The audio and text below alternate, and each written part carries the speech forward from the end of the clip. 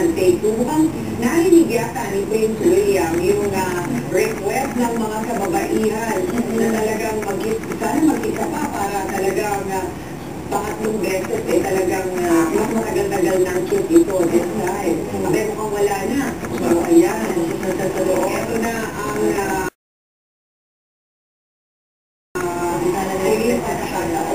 na makikita ng mga tao sila Prince William and Princess Catherine.